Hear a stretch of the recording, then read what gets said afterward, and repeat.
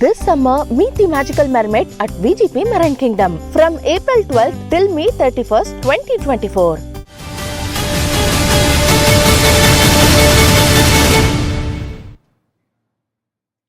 சிக்கிம் மாநில சட்டப்பேரவை தேர்தலில் மாநில கட்சியின் ஆதிக்கம் நீடிக்கிறது. ஆளும் SKM கட்சி பெருவாரியான இடங்களில் வெற்றி வாகை சூடியுள்ளது.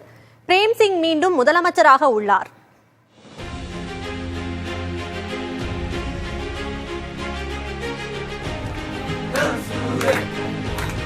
சிக்கிம் மாநிலத்தில் உள்ள 32 சட்டப்பேரவை தொகுதிகளுக்கும் முதற்கட்ட மக்களவை தேர்தல் நாளான ஏப்ரல் 19ஆம் தேதியன்று வாக்குப்பதிவு நடைபெற்றது. தேசிய கட்சிகள் கால் பதிக்காத அந்த மாநிலத்தில் ஆளும் சிக்கிம் கிராந்திகாரி மோர்ச்சா கட்சிக்கும் சிக்கிம் ஜனநாயக முன்னணி கட்சிக்கும் இடையே போட்டி நிலவியது. கடந்த தேர்தலில் 17 இடங்களில் வென்ற சிக்கிம் கிராந்திகாரி மோர்ச்சா கட்சி சார்பில் பிரேம்சிங் தமங் முதலமைச்சராக பொறுப்பேற்றார். இதன் மூலம் 25 ஆண்டுகால SDF கட்சியின் ஆட்சி முடிவுக்கு வந்தது.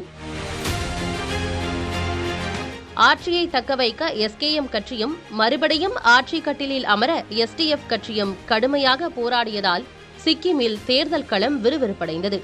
இந்நிலையில் வாக்கு எண்ணிக்கை தொடங்கியதிலிருந்தே ஆளும் கட்சி முன்னிலை வகித்தது.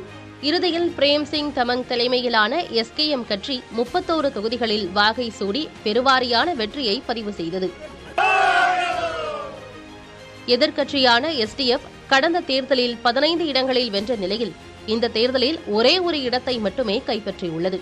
இதன் மூலம் சிக்கிம் கிராந்திகாரி மோர்ச்சா 2வது முறையாக ஆட்சி அமைக்க உள்ளது.